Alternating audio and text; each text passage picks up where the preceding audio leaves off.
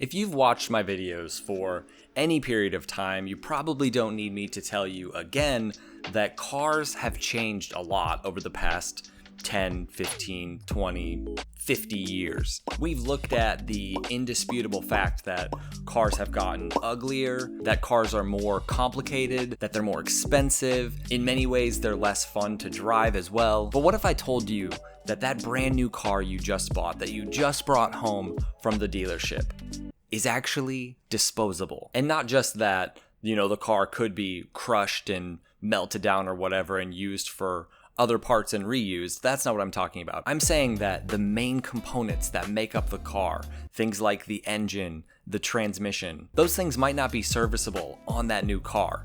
So your dream of this beautiful car being someday handed down to, your son, it may not be possible. Your next oil change could literally be your last. Now, you might not believe me, so come with me on a little journey into the seedy automotive manufacturing underworld, and let's take a look at something that might prevent you from ever walking into a dealership again. This video is sponsored by BetterHelp.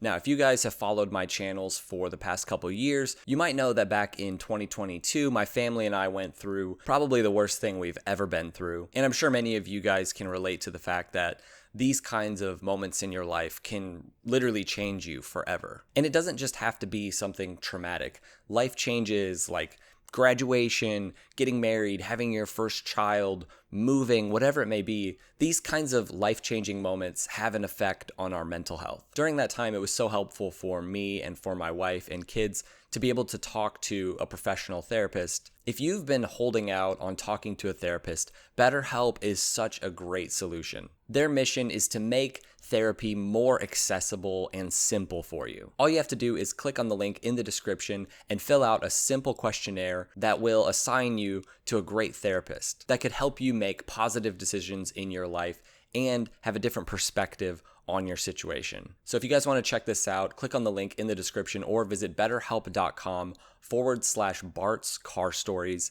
and you can get 10% off your first month of therapy. Big shout out to BetterHelp for sponsoring this video, and let's jump back in.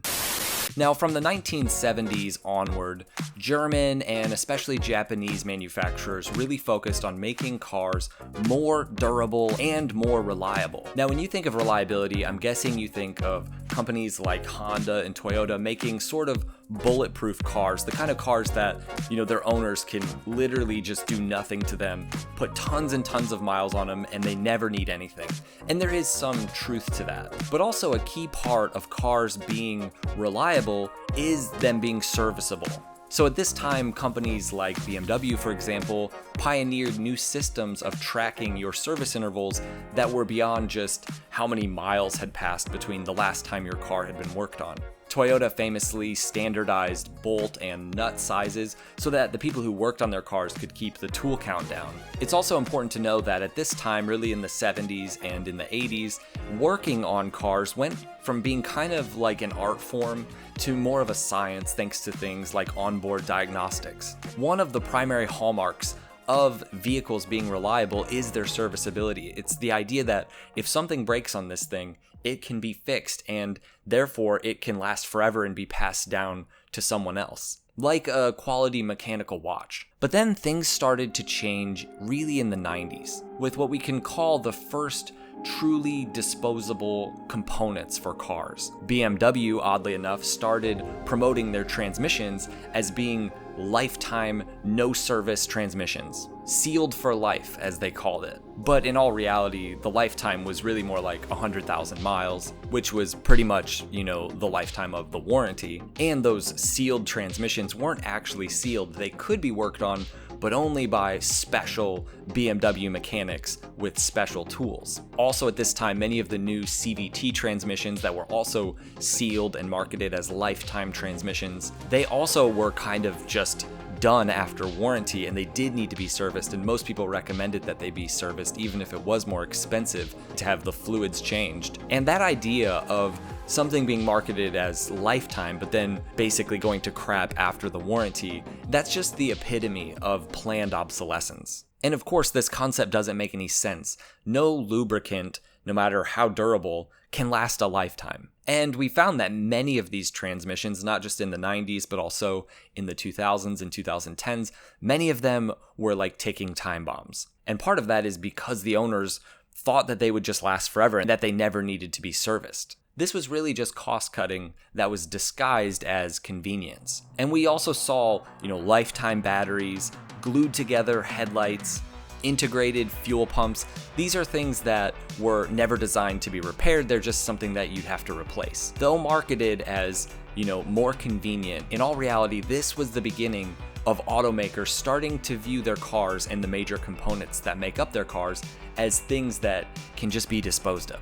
Now, transmissions are one thing, but what about the engine? The engine is supposed to be like the heartbeat of the car, but it's supposed to be something that can be fixed. Even if everything else was falling apart, this is the thing that you should be able to reseal, re-ring, whatever you need to do to make it work again.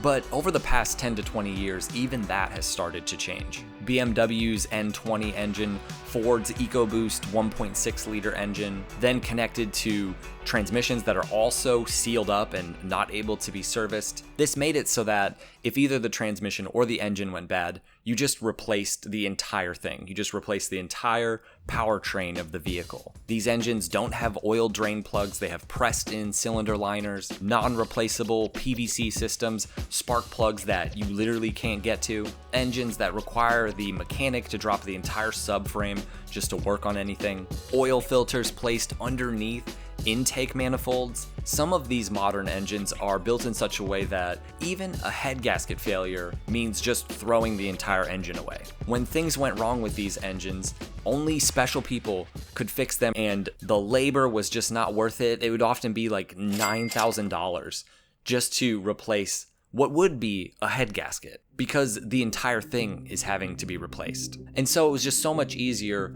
for manufacturers to just swap the entire thing, swap the entire powertrain, power plant for the vehicle instead of servicing these things. But for people who want to work on their cars at home or for small mechanic shops, this is a nightmare. Having to replace an entire headlight or battery, that's one thing. But having to replace the entire engine because one little thing goes wrong is just crazy. This moment where we started not only having throwaway transmissions, but entire throwaway power plants is where I think that automakers started viewing entire cars as just sort of things that have a short lifetime and then the entire car just gets recycled. And part of this has to do with how people began viewing their cars, not so much as things that you owned for a lifetime, but something that you sort of just had for a short period of time, especially with more and more people leasing cars. Why would a manufacturer be motivated to over-engineer a vehicle when people are going to only own it for a short period of time? But this did make for really predictable revenue streams. When people view cars as just something that's a monthly payment forever, automakers love that. But the problem is there's no need to make a vehicle that can last a really long time or is really serviceable when people just have it for a short period of time and then trade it in for a new one. And so it's in this kind of culture of how people started viewing cars that we started to see vehicles more or less look like gigantic puzzle boxes. Everything started to become integrated. Engines, transmissions, ECU systems, electronics, all of it was starting to be put together in one big integrated system because it's not only easier in terms of manufacturing, but when the car is just going to get thrown away, it makes more sense. But this means that working on those vehicles is so much more complicated. And, one of my biggest regrets is all of the late 90s and early 2000s cars that I've had that I've junked, thrown away because of what should have been a pretty minor fix. I had a 98 S10 that just kept stalling randomly. And it turns out it was some sensors. But to get to them was going to be like $1,500. And in my mind, that was more than the truck was worth. Now, I wish I would have fixed that truck, and I wish I would have fixed my Hyundai Sonata that I had from 2003. But all of these vehicles that I've had have had what should have been minor problems, but because they're so much harder to work on and because everything is integrated in a way that is cheaper for the automaker but not more convenient for mechanics, means that these cars, they're just too expensive to fix, and that's even more true today with cars. Yes, integrated design for cars makes them lighter, it makes them faster, and it certainly makes them cleaner. But the problem is, they're so complicated to work on, a car becomes kind of like a locked vault that very few people can actually get into. Now, as the 2000s rolled in, automakers weren't just locking down the physical components of these cars and making it hard for them to be worked on, they were actually locking down the code for the cars. You know, when people talk about cars just basically being giant computers, this is what they're talking about. Everything from the drivetrain to the steering, all of it is locked down with the automaker's proprietary ECUs, and only they have the code to get into those cars. This makes it so that only they can work on the cars, which is of course more expensive. And they made it so that those ECUs are specifically tied to your car's VIN. So even if you have the physical part that your car needs, like some throttle body or whatever, it doesn't matter. You can't make it work because you don't have the code. This is what the whole right to repair movement is all about. It's not just that they were fighting for access to the parts, they were fighting for that code to be able to work on the cars at all. And to me, this is like the ultimate form of making cars that are disposable. It's not just that the cars are gonna go to crap at a certain point, it's that even if you wanted to work on the car, and even if you had all the money in the world, they're the only ones who can fix it. And this makes it so that it's not just that the car can only be worked on by them, they essentially own the car. You know, companies like Tesla and many others have fully integrated systems and almost like closed ecosystems for fixing these cars. And so in many ways, you don't even own your car. They own your car.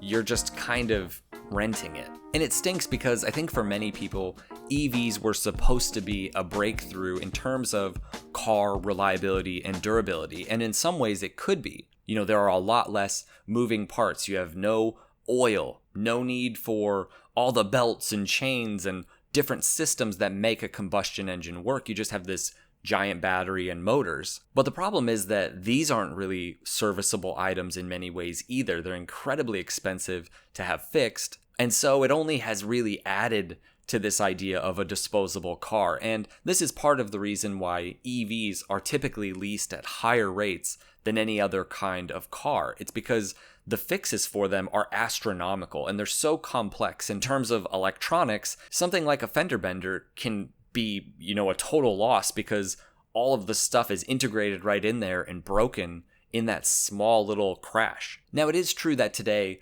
many car manufacturers still make cars that the engines and transmissions are still serviceable, but for a price. But because of that, and because of all the cars that are built to be disposable, we are throwing away cars at an alarming rate. Here in the US, we junk something like 11 to 12 million cars per year, which is higher than ever, despite the fact that cars are apparently getting more reliable. Many vehicles that should last a long time aren't. You know, they're not living past really about 10 years because it's so easy to have junk-worthy repairs happen. And a lot of this is because of complicated electronic systems that even the service centers don't necessarily know how to deal with. And so it's true that technically speaking, a new car is going to last longer than an old car. A new F-150 is going to last longer, you know, without any sort of service than an old F-150, but the big difference is the repairs are incredibly expensive, the car's more complex. You know, back in the day, a farmer could just pull their fleet of F-150s into their shop and work on them and service them, and technically those cars could last forever. And it would be more cost effective for them versus having to get a new F-150 every few years, which is what most farmers do. There are still cars out there that are being driven, that are being worked on. Many of them are older, but we are getting to a point where if something doesn't change, our vehicles from today are not going to be vehicles that can be worked on in 40 or 50 years. You know, nobody's going to go find a Tesla in a cornfield and get it running in like an hour the way that we can with older cars. And so in many ways, the sweet spot, like I've said before, is the 90s and the early 2000s. So if you're somebody who's looking for a car that you want to own for a long time, that you want to take care of, you should learn from my mistakes service your older car, even if the bill seems a little bit expensive. Shop around, find somebody good, see if you can get a little bit of a deal, but just keep fixing your car. Get a car from like 1997 or 2002, somewhere in that era, because you'll get that sort of modern reliability where engines and transmissions from companies like Honda and Toyota, they're so durable and so reliable, but they're still serviceable. They're not meant to be something that you don't have to do anything to, but you can trust that you can get in a vehicle like that and drive it across the country, probably with no problems. Every time I see my neighbor's car, which is like a 2003 Kia, I think, and she's told me before how she's had this car for like 15 years or something like that, and she's just, every time there's something wrong, she fixes it, and it is mint, it looks so nice, she takes care of it, and she services it. Every time I see that car, I'm reminded of all the cars that I've junked, and it just makes me sad. So if you want a car that will last forever, that's the way to go. Alright guys, hope you enjoyed this video. Thanks for tuning in, and we'll see you in the next one. Drive safe.